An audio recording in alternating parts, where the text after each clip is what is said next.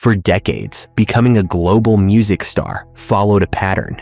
You needed a studio, a label, a team, access to resources most people didn't have, because that's how the industry worked.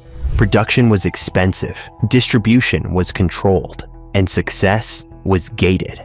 But then a teenager recorded a song in a bedroom, and everything started to change. Before the rise of artists like Billie Eilish, the music industry operated on a clear structure. Big studios, professional producers, expensive equipment, even talent needed infrastructure to scale. If you didn't have access to that system, your reach was limited.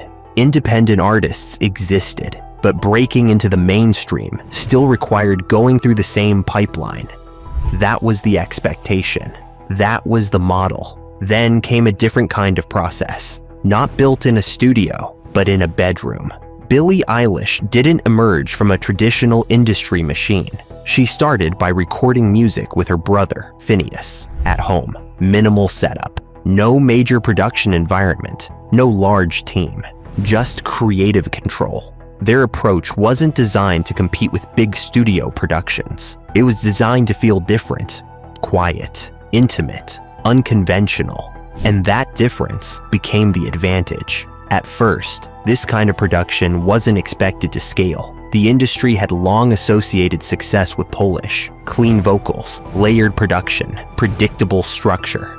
Billie's music challenged that. Whispers instead of belts, minimal beats instead of full arrangements, space instead of density. Even visually, the image didn't match expectations. Oversized clothing, muted expressions, a deliberate rejection of traditional pop aesthetics.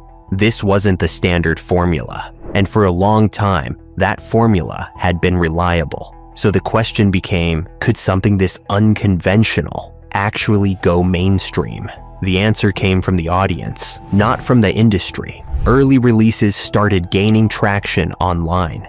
Streaming platforms picked them up, playlists amplified them, listeners shared them, and something interesting happened. The lack of polish didn't feel like a limitation. It felt authentic. The quietness stood out in a landscape of loud production. The minimalism created tension, and the emotional tone connected directly with a younger audience that wasn't looking for perfection. They were looking for something real. As the numbers grew, so did the attention. What started as bedroom recordings began appearing on global charts. And the industry started paying attention. Then came the breakthrough moment. Major awards, global recognition, chart dominance.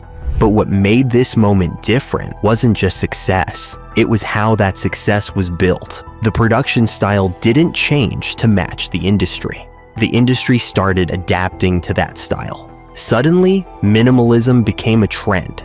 Whispered vocals appeared in mainstream tracks. Darker tones replaced bright pop structures. Silence became part of the sound. The bedroom wasn't just a starting point anymore. It became a creative standard. Billie Eilish didn't just succeed within the system.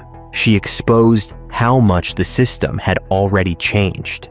Technology had lowered the barrier to entry. Distribution was no longer limited, and audiences were more open than ever to new forms of expression. The industry didn't lose its influence, but it lost its exclusivity. Now, a global hit didn't have to come from $1 million studio. It could come from a room, a laptop, an idea. Because sometimes, the biggest shift in an industry doesn't come from inside it. It comes from someone working outside of it, who proves the rules were never as fixed as they seemed.